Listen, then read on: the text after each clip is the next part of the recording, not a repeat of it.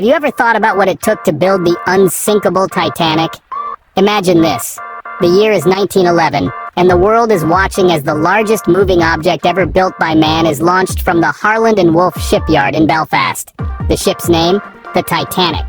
This colossal vessel was designed to be the epitome of luxury and technology, boasting 4 funnels, a length of 882 feet, and the capacity to carry over 2,000 passengers. From the lavish first-class suites to the grand staircase, every detail was meticulously crafted to impress and enchant. The Titanic was not just a ship, it was a floating palace, a testament to the ambition and prowess of the time. And so, with a crowd of onlookers watching in awe, the Titanic, a marvel of its time, was ready to set sail. On April 10, 1912, the Titanic embarked on its maiden voyage. But who were the people aboard this grand ship?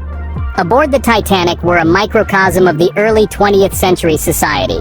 The ship's first class was filled with some of the wealthiest individuals of the time. These included the American millionaires John Jacob Astor IV, Benjamin Guggenheim, and the unsinkable Molly Brown, who earned her nickname through her leadership and tenacity in the lifeboats. The second class was populated by prosperous professionals and middle-class families, while the third class, or steerage, was filled with immigrants from across Europe, all hoping for a new life in America. The crew, too, was a diverse group, ranging from the ship's captain, Edward Smith, to stewards, cooks, and coal stokers.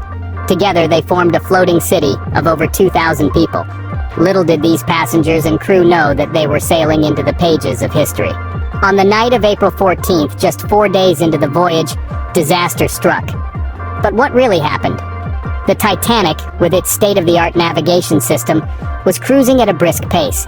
Then suddenly, the unthinkable occurred. A gigantic iceberg, looming in the darkness, made its presence known. The collision was more of a scrape than a head-on crash, but the damage was catastrophic. The iceberg's jagged underwater spur slashed a series of gashes into the ship's starboard side. It's here that the ship's design flaws became its downfall. The Titanic was built with 16 compartments thought to be watertight. However, they were not capped at the top. When the iceberg punctured the hull, water began to spill over from one compartment to the next. The ship's crew tried to make sense of the damage, but it was too late. The water was rising, and the Titanic, the unsinkable marvel of marine engineering, was sinking. Despite its reputation as the unsinkable ship, the Titanic was doomed. In the early hours of April 15th, the unthinkable happened. The Titanic sank. But what were those final hours like? At approximately 20 minutes past midnight, the order was given to uncover the lifeboats and get the passengers and crew ready on deck. But in the throes of chaos and disbelief, the evacuation was far from orderly.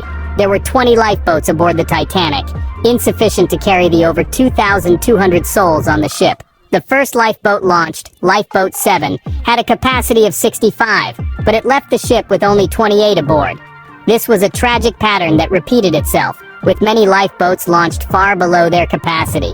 As the ship tilted further and further into the icy waters, panic began to grip those still aboard. Time was running out, and there were not enough lifeboats left. Acts of bravery shone in the midst of despair. The ship's band played on until the very end, hoping to calm the passengers with their music.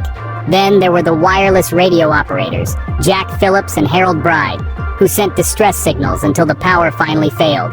Their efforts led to the Carpathia, a nearby ship, changing course and coming to the rescue, saving over 700 lives.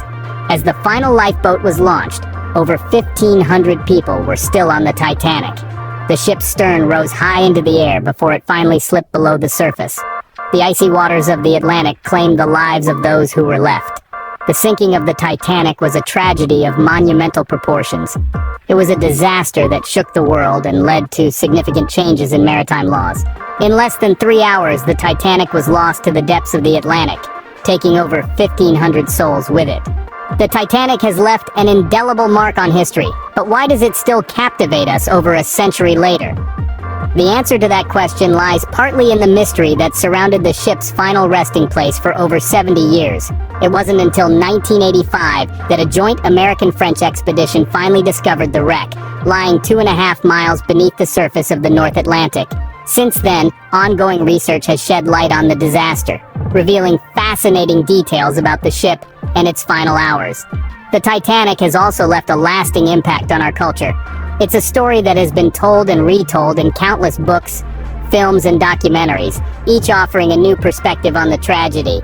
From the 1997 blockbuster film to the numerous exhibitions and memorials around the world, the Titanic continues to inspire and captivate. This enduring fascination reflects our desire to understand the past and learn from it.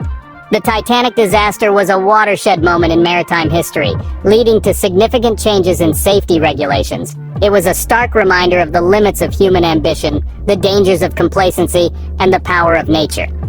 Perhaps the most poignant aspect of the Titanic's legacy is the human stories. The ship was a microcosm of early 20th century society, carrying passengers from all walks of life. Their stories of courage, sacrifice, and survival continue to touch us deeply. And so the Titanic lives on, not just as a shipwreck on the ocean floor, but as a symbol of human ambition and folly, of tragedy and heroism, of a time and a world that are long gone but not forgotten. It serves as a reminder of our shared history, our capacity for innovation, and our vulnerability in the face of nature. The Titanic, once a symbol of human ambition, remains a poignant reminder of our vulnerability in the face of nature.